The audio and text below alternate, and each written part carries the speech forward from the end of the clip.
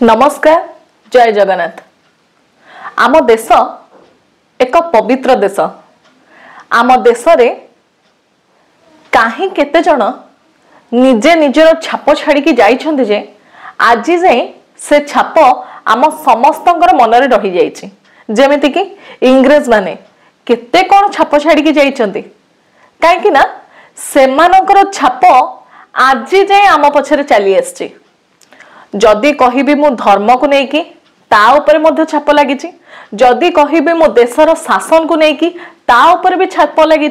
आ जदि कहिबी देशर एबे पर्यंत अन्य देश मानक सहित युद्ध को लेकिन ताहाले मध्य इंग्रेज मानकर से ऊपर मध्य छाप लगी। सेमिति मुगल माने मध्य आस्थिले सेमानकर मध्य बहुत सारा जिनस ऊपर आज पर्यंत छाप लगी। आ सेमानंको आमे भूली पारु नाही।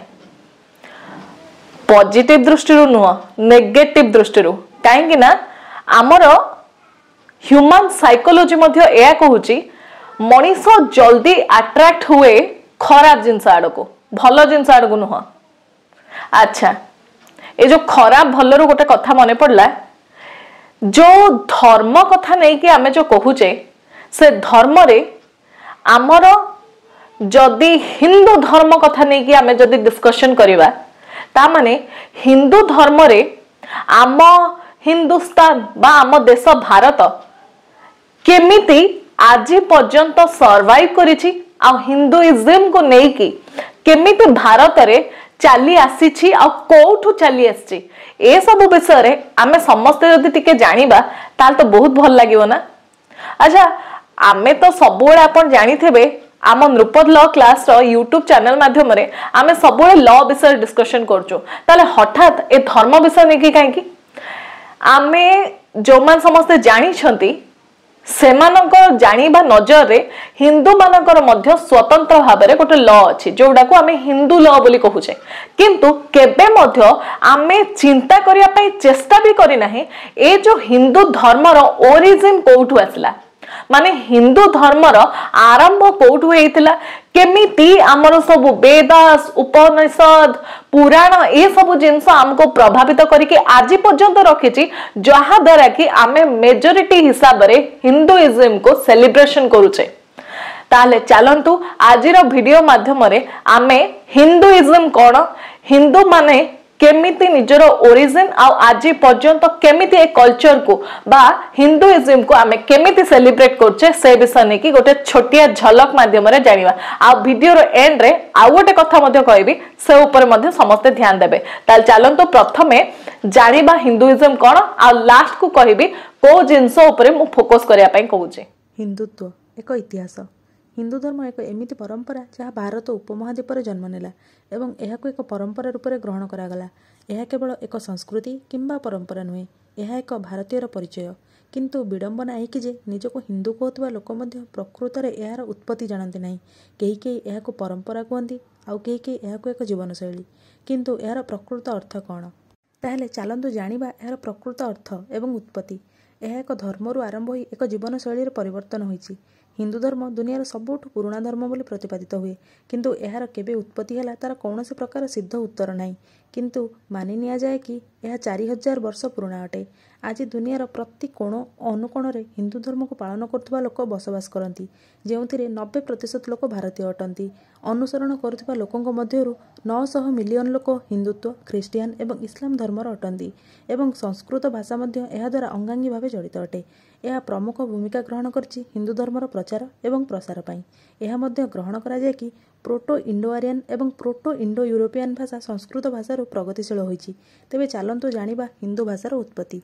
हिंदुत्व हिंदू शब्दरू आसीछि। उत्तर भारतर इंडस नदी को पुरातन काल रे सिंधु बोली विवेचना करा जाउतला एवं सेही सिंधु को केतेक प्रवासी हिंदू बोली मध्य संबोधन करथिले एवं भारत को हिंदुस्तान एवं एठाकार बसवास करुथिबा लोकन को हिंदू बोली कहउथिले।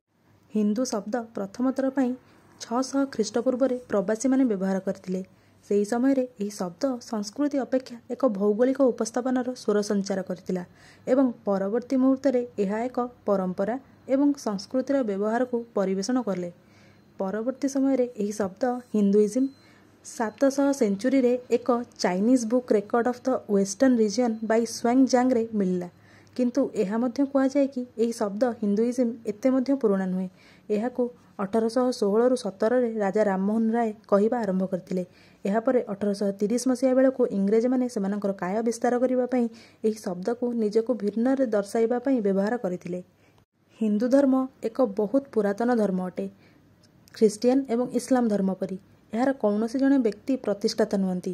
ଇଣ୍ଡସ୍ ଭ୍ୟାଲି ସିଭିଲାଇଜେସନରୁ ଏମିତି ତଥ୍ୟ ମିଳିଛି ଯେମିତିକି ଚିତ୍ର, ମୂର୍ତ୍ତି ତଥା ପଶୁ ପକ୍ଷୀମାନଙ୍କ ତଥ୍ୟ ଯାହା ପ୍ରମାଣ ଦିଏ ଯେ ସେ ସମୟରୁ ମଧ୍ୟ ଏହି ଧର୍ମ ସ୍ଥାପନା ହୋଇଥିଲା।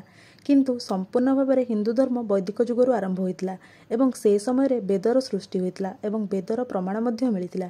କିନ୍ତୁ କେତେକ ଗୂଢ଼ ତଥ୍ୟ ରହିଛି ଯାହା ଏହି ଧର୍ମକୁ ପ୍ରତିପାଦନ କରେ, ଯେମିତିକି ଜାତି, ପ୍ରଥା, ସାମୂହିକବାଦ ଇତ୍ୟାଦି।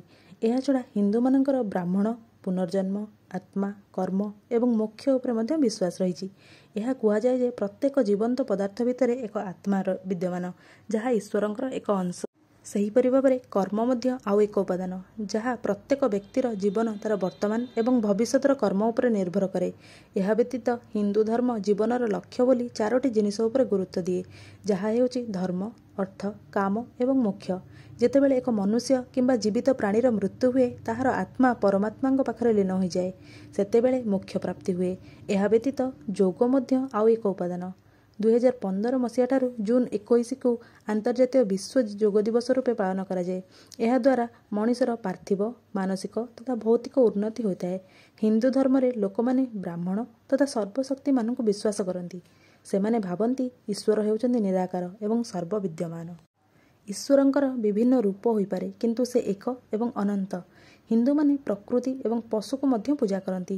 ଏମାନେ କଦଳୀ ଗଛ, ତୁଳସୀ ଗଛ ତଥା ଅଁଳା ଗଛକୁ ମଧ୍ୟ ପୂଜା କରିଥାନ୍ତି। କରୋନା ସମୟରେ ଏହି ଅଁଳାକୁ ଆମର ରୋଗ ପ୍ରତିରୋଧକ ଶକ୍ତି ବଢ଼ାଇବା ପାଇଁ ବ୍ୟବହାର କରାଯାଇଥିଲା। ପ୍ରଥମେ ଏମାନେ ଇନ୍ଦ୍ରଙ୍କୁ ପୂଜା କରୁଥିଲେ, କିନ୍ତୁ ପରବର୍ତ୍ତୀ ସମୟରେ ଏମାନେ ତ୍ରିଶକ୍ତିଙ୍କୁ ମଧ୍ୟ ପୂଜା କରିଥିଲେ ଏବଂ ସୃଷ୍ଟିର ଆଦ୍ୟ ହିସାବରେ ବ୍ରହ୍ମା, ବିଷ୍ଣୁ ଏବଂ ମହେଶ୍ୱରଙ୍କୁ ମାନୁଥିଲେ। ବ୍ରହ୍ମା ହେଉଛନ୍ତି ସୃଷ୍ଟିକର୍ତ୍ତା, ବିଷ୍ଣୁ ପାଳନକର୍ତ୍ତା ଏବଂ ମହେଶ୍ୱର ହେଉଛନ୍ତି ସଂହାରକର୍ତ୍ତା। ଏହି ରୂପରେ ଏମାନେ 3 ଦେବାଦେବୀଙ୍କୁ ପରିଚିତ କରାଇଥିଲେ। ଏହା ବ୍ୟତୀତ ଏମାନେ ନାରୀ ଶକ୍ତି ତଥା ଦେବୀମାନଙ୍କୁ ମଧ୍ୟ ବିଶ୍ୱାସ କରନ୍ତି। ଶିବ ଏବଂ ସତୀ ହେଉଛନ୍ତି 2 ଶକ୍ତିର ମିଳନ। ସେହିପରି ଗଣେଶଙ୍କୁ ବିଘ୍ନ ବିନାଶକ ଏବଂ ସରସ୍ୱତୀଙ୍କୁ ବିଦ୍ୟାଦାତ୍ରୀ ବୋଲି ମଧ୍ୟ କୁହାଯାଏ। ଅନ୍ୟ ଧର୍ମରେ ବାଇବେଲ ଏବଂ କୋରାନ ଭଳି ଏମାନଙ୍କର କୌଣସି ନିର୍ଦ୍ଦିଷ୍ଟ ଗ୍ରନ୍ଥ ନାହିଁ। ଏମାନେ ଉପନିଷଦ, ବିଷ୍ଣୁ ପୁରାଣ, ଶିବ ପୁରାଣ, ରାମାୟଣ, ମହାଭାରତ ଏବଂ ଗୀତାକୁ ଆଧାର କରି ନିଜର ଜୀବନକୁ ପ୍ରତିପାଦିତ କରିଥାନ୍ତି।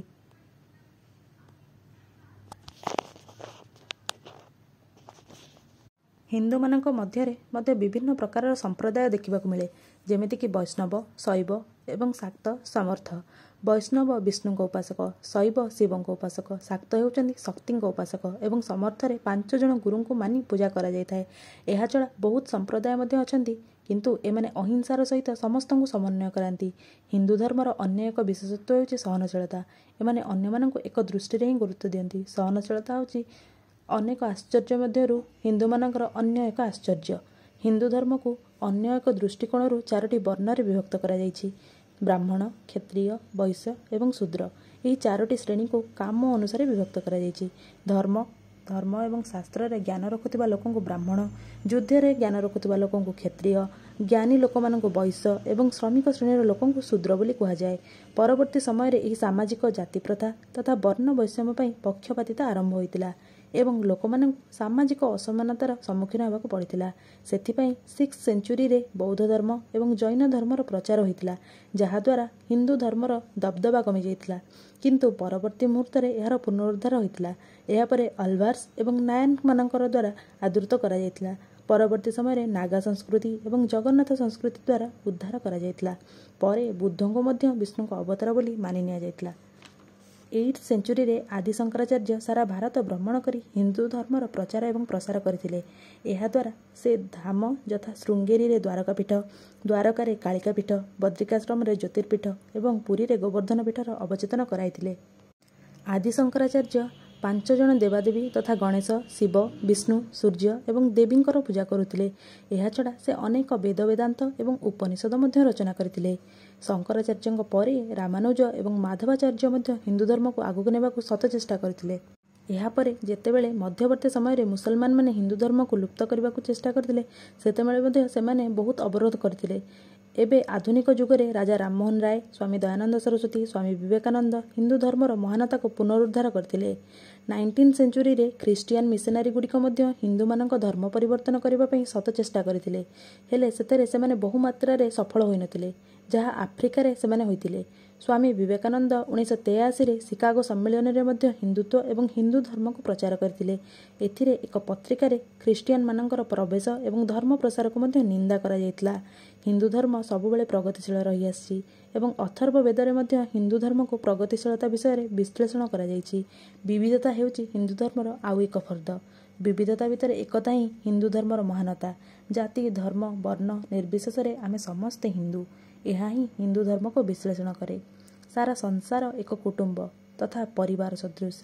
जेकोसी व्यक्ति जेकोसी देवादेवी को पूजा करू किंबा न करू, समस्ते निजको हिंदू बोली प्रतिपादन करिपारिबे। यह प्रकृत रे एक जीवन शैली। आपण समस्ते बर्तमान सुनिले ना हिंदुइज्म रो ओरिजिन, हिंदुइज्म केमिति चली थिला, केमिति चली आसीची। ताले वर्तमान मोर गोटे प्रश्न अछि, जदि जणे हिंदू हिसाब रे निजे ए धर्म रे थाई कि जदि मुसलमान मानकर जदि कोनोष्टी फंक्शन बा तांको पर्व को जदि सेलिब्रेशन करंती बा ख्रिस्टियन मानकर जदि कोनोष्टी पर्व बा सेमानक जो कल्चर अछि ताकू जदि सेलिब्रेट करंती बा अन्य कोनोसी धर्मर जो जिनस जो चली आछि सेमानकर ताकू नै कि जदि हिंदू माने जदि सेलिब्रेट करंती, ताहले एइथिरे आपणकर मतामत कौन अच्छी? हिंदू है कि अन्य धर्म को सेलिब्रेट करिबाटा भलो ना खराब? या उपरे आपण निहाती भाबरे निजे निजर कमेंट्स देबे। आउ शो करथुबा नंबर रे जदि वीडियो क्लिप माध्यम रे आपण जदि किछि निजर जदि मतामत देई परछंती, ताहले मो निहाती भाबरे हमर नेक्स्ट वीडियो रे आपणकर देइथिबा मत को मु समस्त सामना को आनिया पई निहाती भाबे चेष्टा करिवि। आ ता सहित जदि आपण कमेंट बॉक्स रे किछि भी जदि मेसेज लेखुचंती, ताल तो ऑटोमेटिकली दुनिया देखिवो। ताले चलंतु एई धर्मांतरीकरण बा धर्म भितर थिबा जो युद्ध अछि ताकू नै कि आपण समस्तଙ୍କର मत कोन से विषय नै कि हम जानिबा।